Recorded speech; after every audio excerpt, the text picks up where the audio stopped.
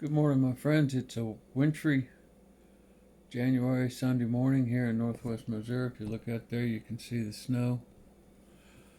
Um, I want to talk to you today about, uh, if I can get my machinery to quit messing with me here. I want to talk to you today about life, death, and overpopulation as it all interacts with climate change.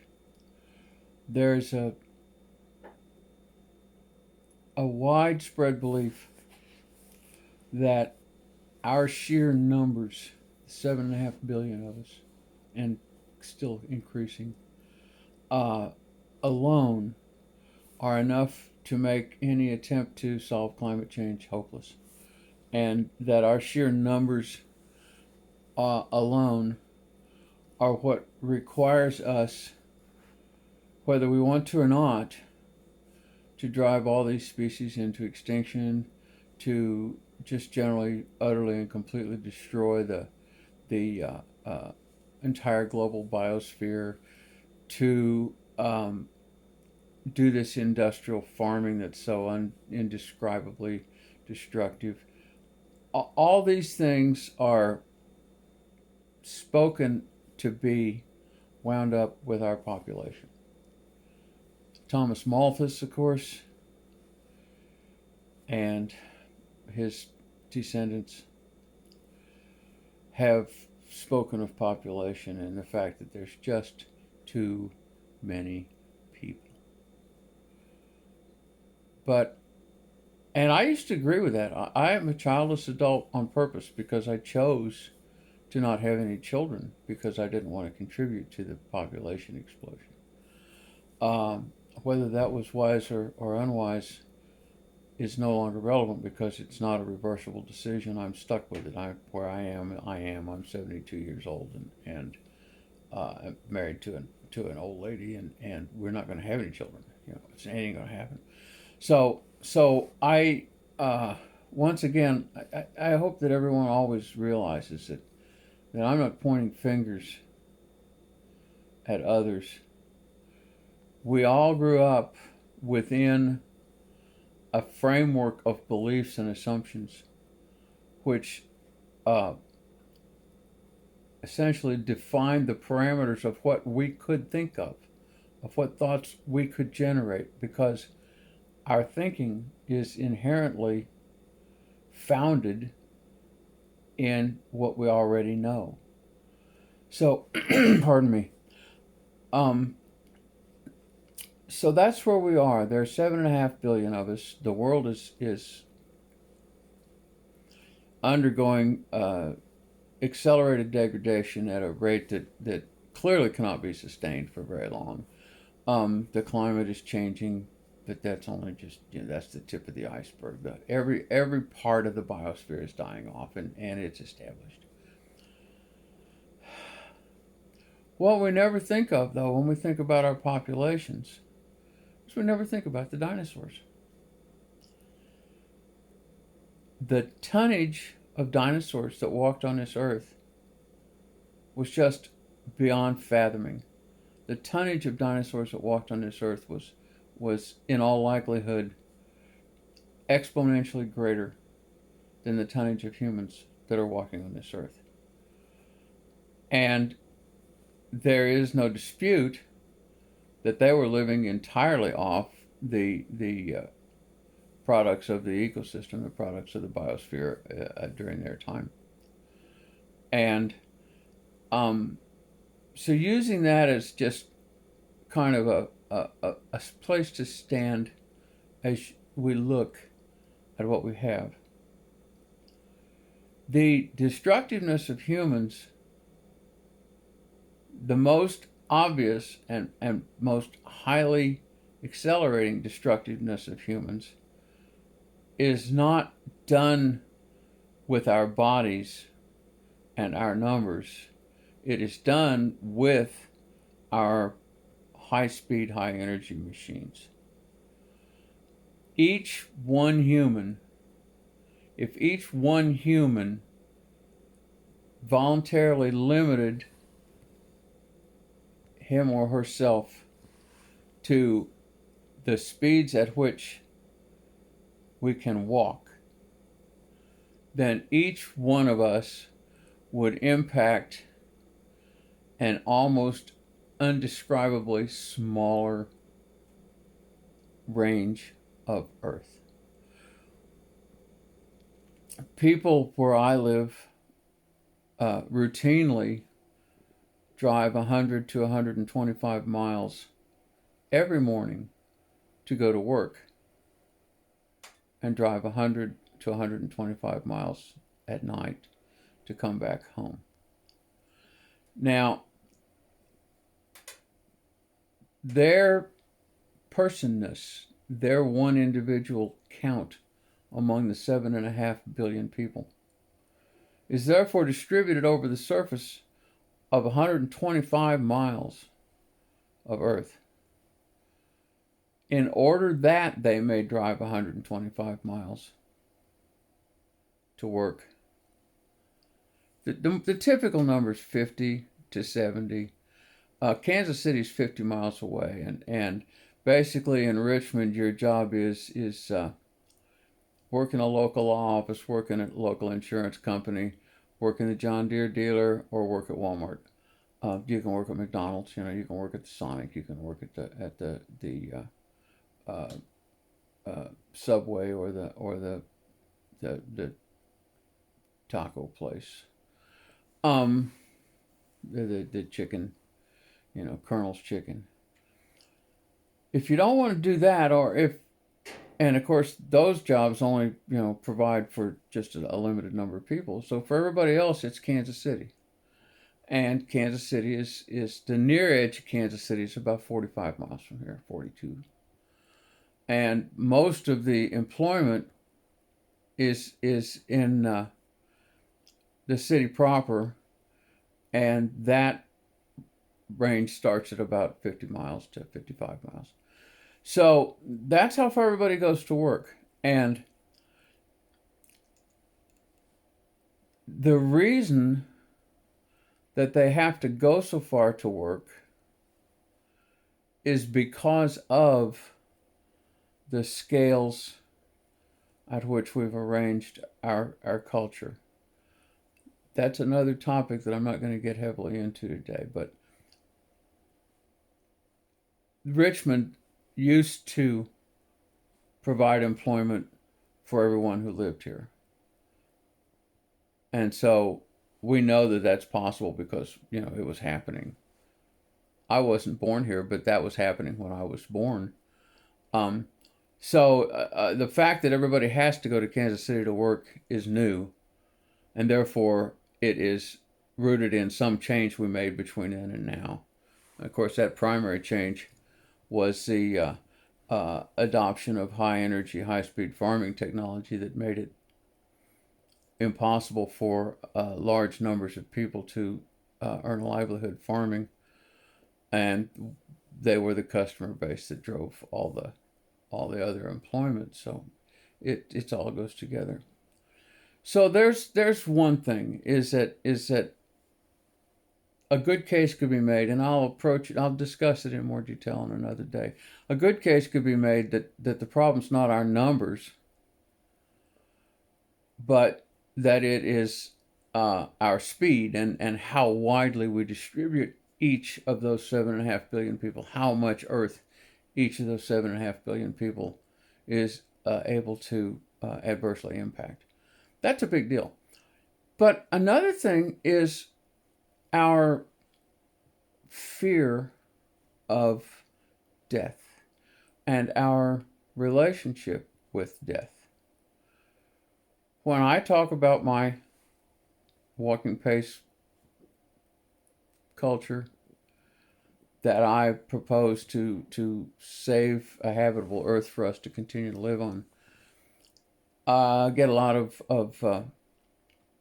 pushback. One of the big pushbacks is millions will die.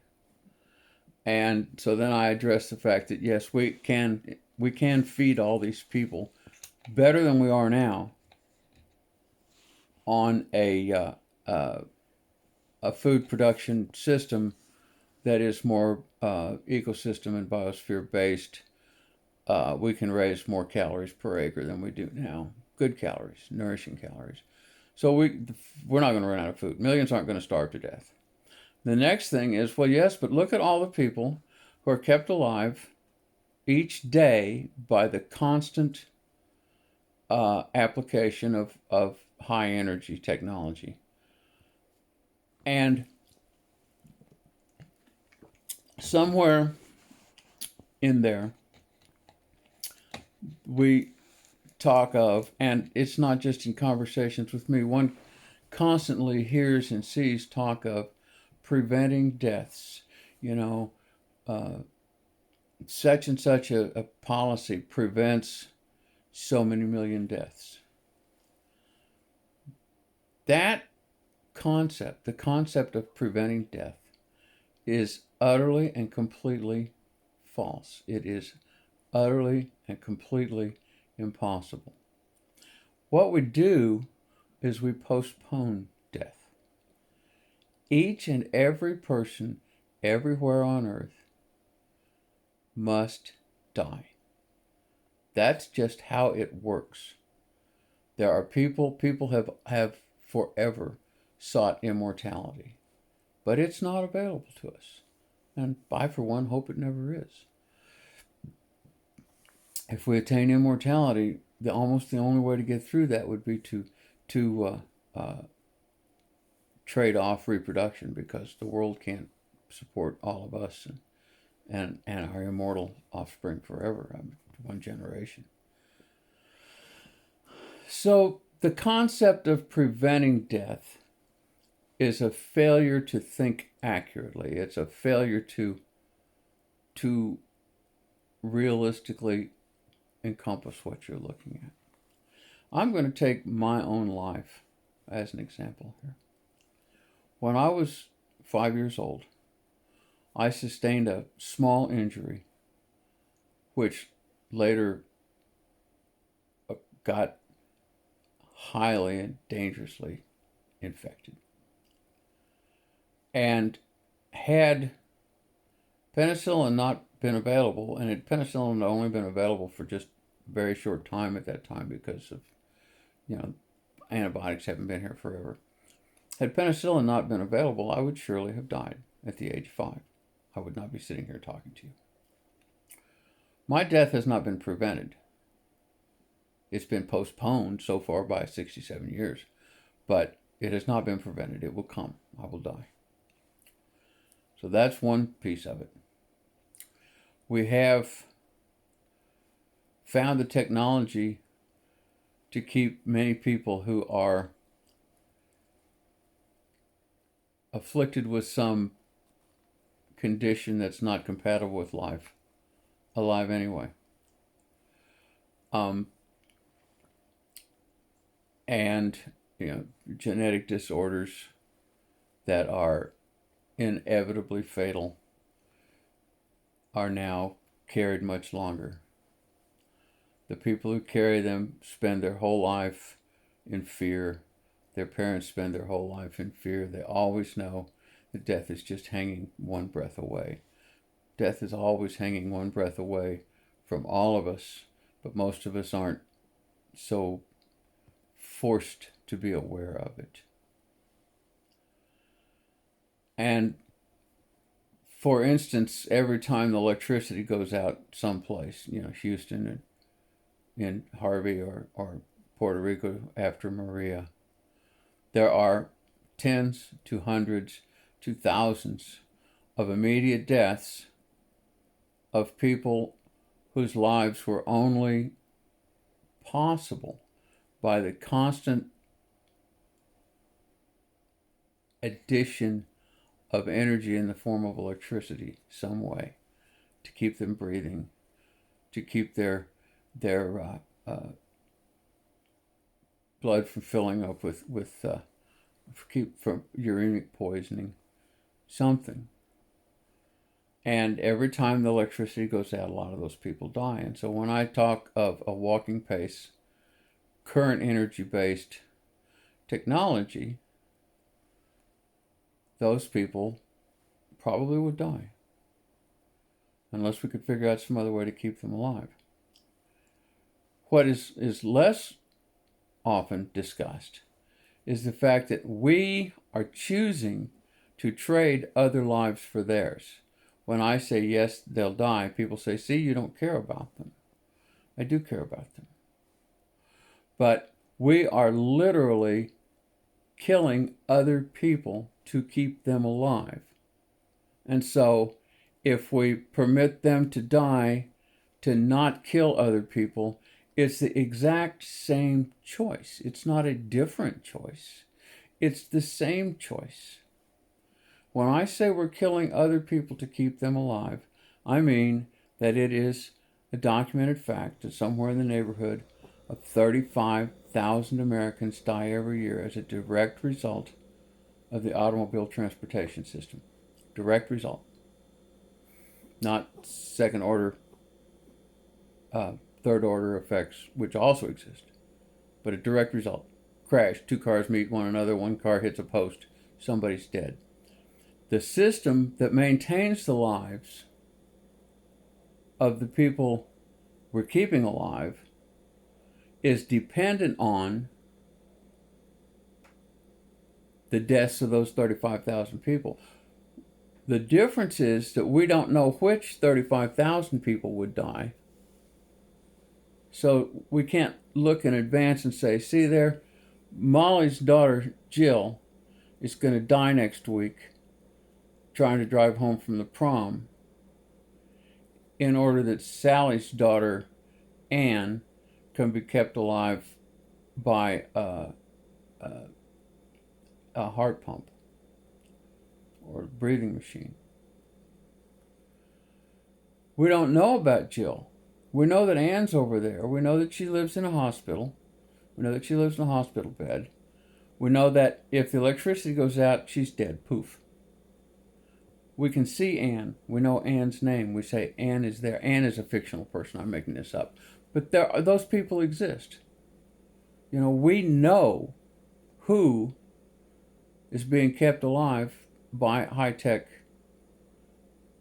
interventions. We can see them. We don't know who's going to die by cars. But I have several friends whose children did not live to see adulthood because of cars. And the fact that we didn't know in advance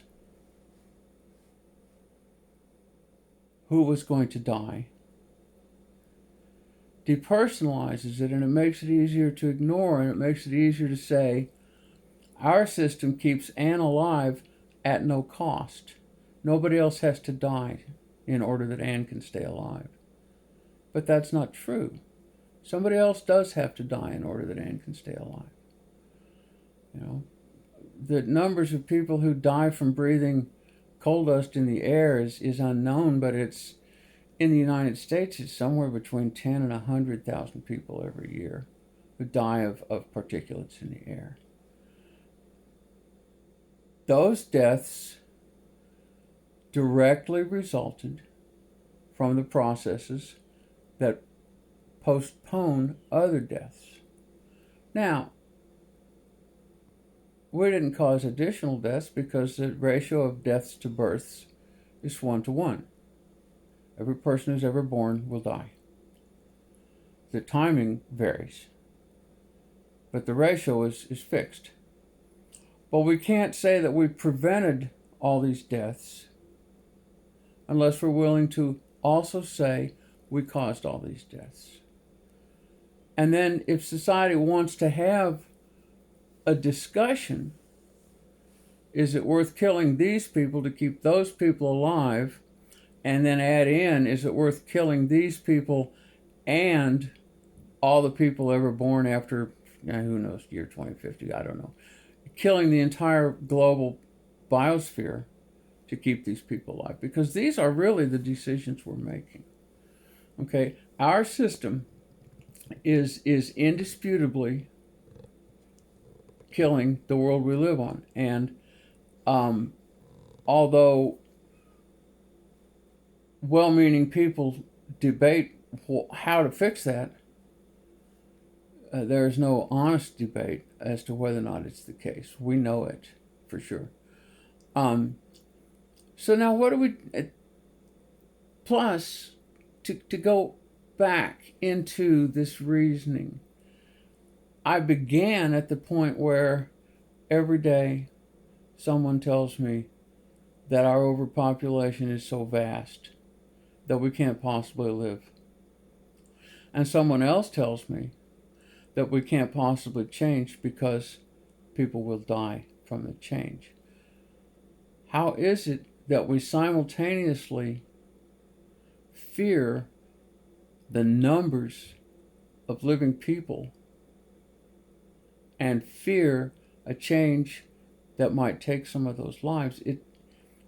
You can't have it both ways. If the more people that are kept alive to reproducing age, the more people there will be in the next generation. This is not that complicated. So we can't put all this effort into preserving all these individual lives and then fuss about all these people. It's all the same thing. Overpopulation is a count of people who haven't died yet. So then the question becomes, what do we do about that? Do we have forced sterilization like China did? What do we do? Okay, one thing that we could do is we could attempt as a society to make peace with the fact that everyone's going to die and to create the best life possible for all the years that are available to each person. And I believe that we're failing at that now. I believe that most people still today, most men live lives of quiet desperation. We have not improved the well-being, the happiness, the health, the vigor, the strength of most people's lives. And in fact, our system is harming those things. We're counting how many don't die, but we're not counting how many live in misery. Obesity is uncomfortable. It hurts. It hurts the knees. It causes, people to get winded, out of breath. It limits the ability of people to do things that they would enjoy doing. But our society, our culture, our food producing and distributing system drives obesity to higher numbers than ever before. And we don't say, how can we nourish everyone to be well and strong and healthy? We say, how can we keep someone who's ill and weak and in miserable health from dying? That's the wrong question. We can't keep people from dying. Sooner or later, everyone dies. What we need to do is we need to focus as a people, as a society, on health and vigor. Then the well and the strong can put personal effort into assisting those who are born inescapably weak and fragile, because they're part of us and we will help them. But the idea of that there is no limit to what we might make the world pay to keep each of those individuals alive one more day and one more day is out of balance. It is not that any person's life is unimportant. It's that every person's life is important and finite and must be lived the best it possibly can, and that our system should enable that.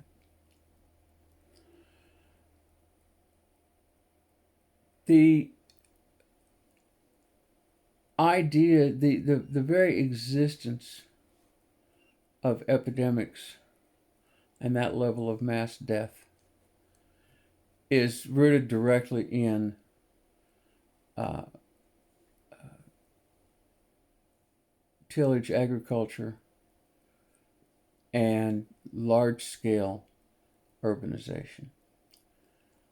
If the people of the earth were distributed across the earth more or less in accordance with each portion of the earth's ability to produce enough food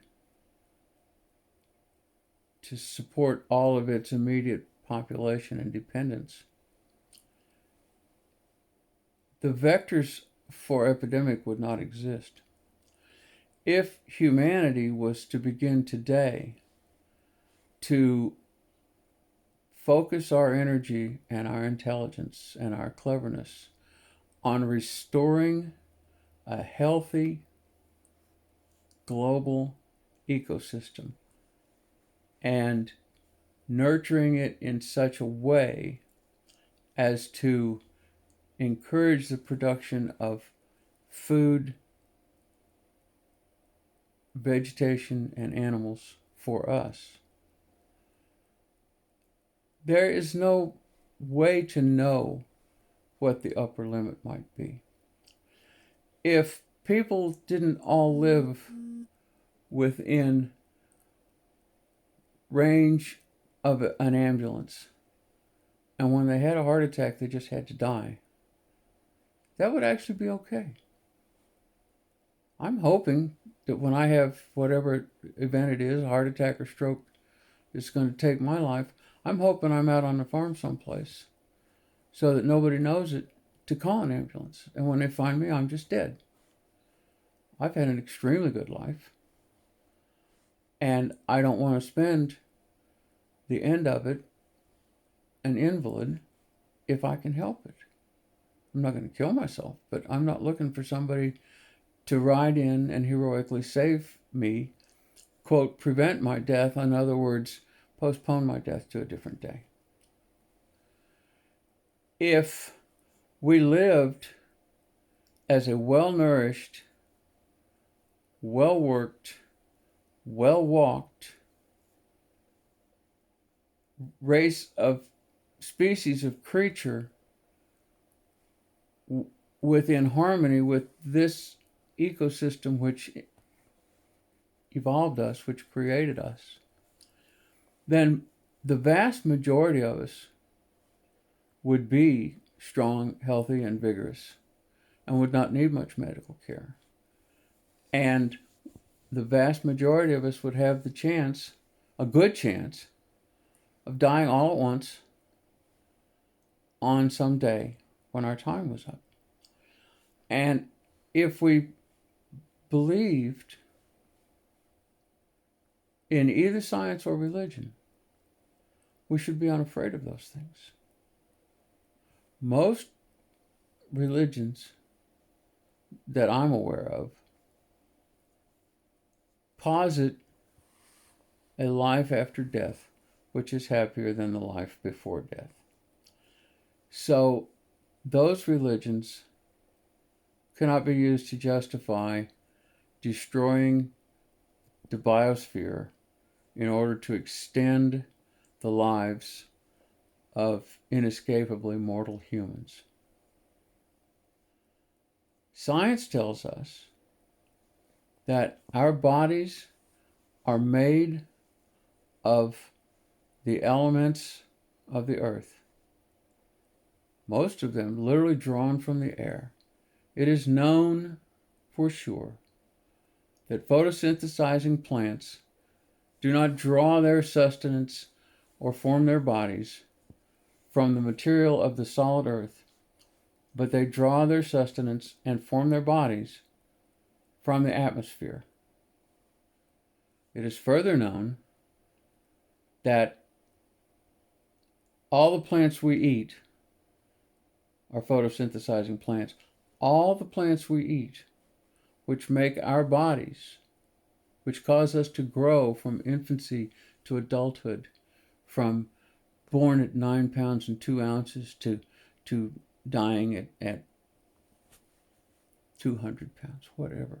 All that weight, if we lived on plants, all that weight came out of the atmosphere, came out of the air, and was bound into more complex molecules by the energy of sunlight and the work of those plants. If, on the other hand, we ate animals, and our bodies are made of a combination of plant and animal tissues, there's no change. Because all, without exception, all animals at the root got their body mass from plants. Plants are the primary producers. They turn the atmosphere into solids. And then either we eat the primary producers and we turn their solids into our solids, or animals eat the primary producers and we eat the animals and turn the primary producers' solids via the animals into our solids. Either way, we know for sure that we are literally made of the air around us and the water of earth. And if we had the courage to face that, we would know that when this particular identity, this particular selfhood is finished, that this body will return to the soil, to the air, and eventually, ultimately, become another body. Joni Mitchell wrote in Woodstock that we're a billion-year-old carbon. And the only mistake that she made in that statement was that the carbon we are is lots older than a billion years. But the point still stands. We should, we can, and we must rejoin the earth upon which we live and accept life and death as part of what there is. I went to the dinosaurs at the beginning of this, and I'm going to return to them at the end.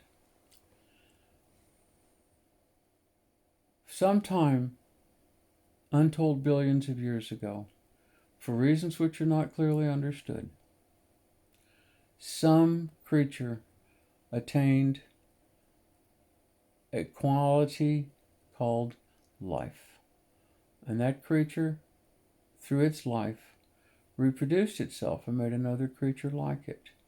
And when its life left it, its body, its materials, had been drawn from the air and altered by the addition of energy until what they left behind created more fertility and the substrate on which more life could be born. And from that, from an entire globe of rock, fire, and gases,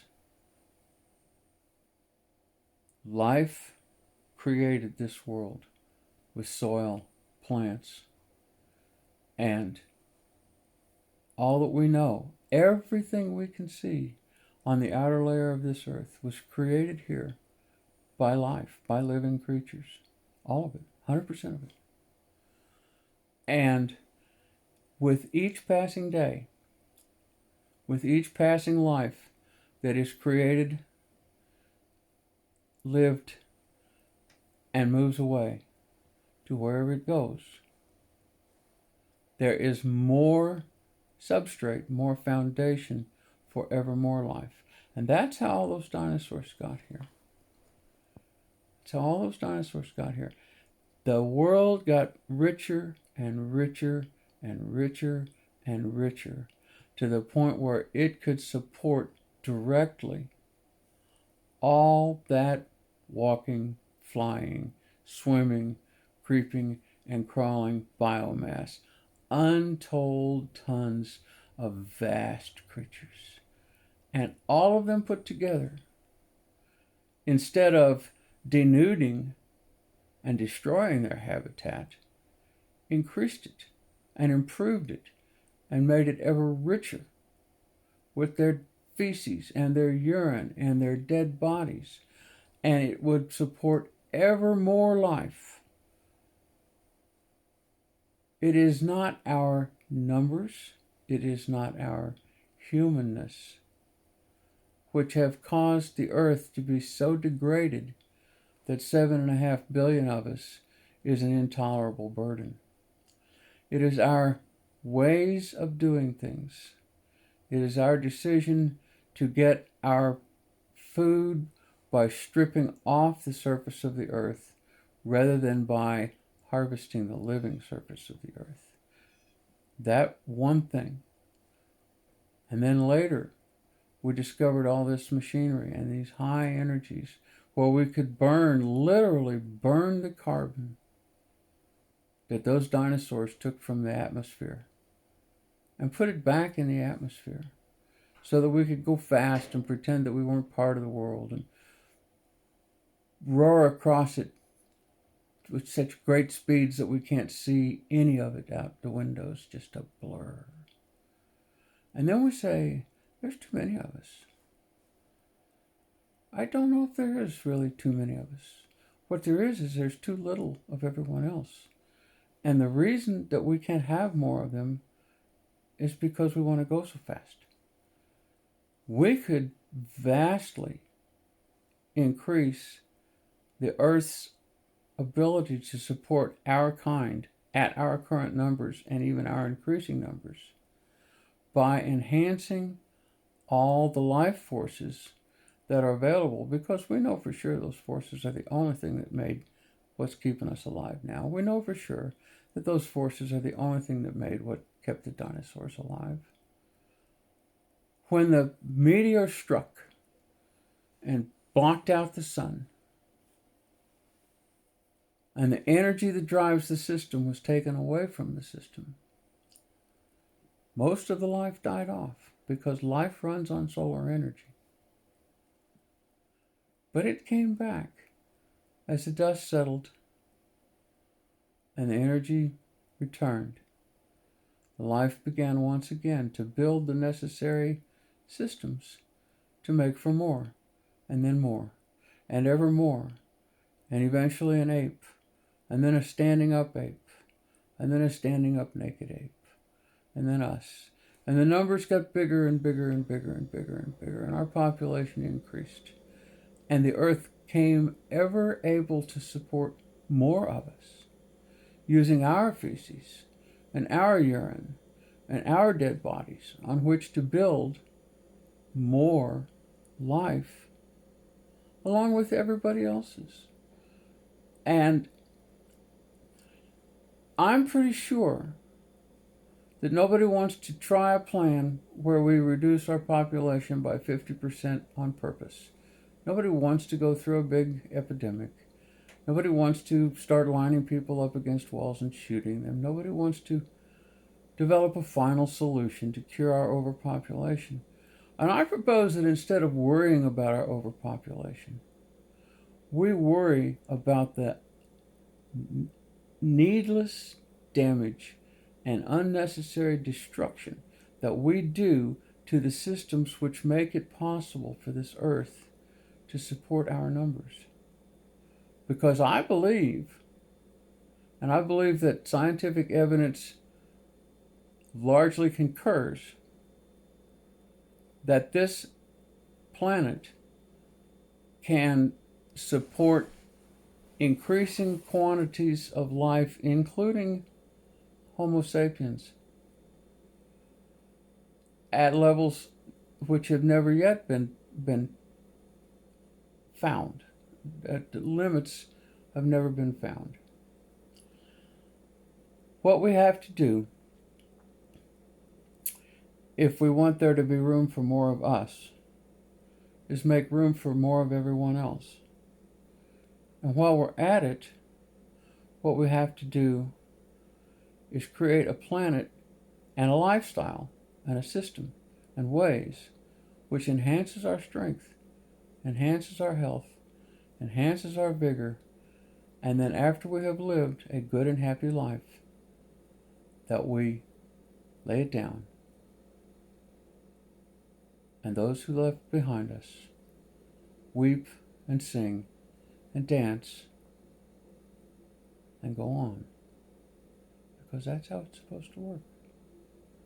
And that's still how it works.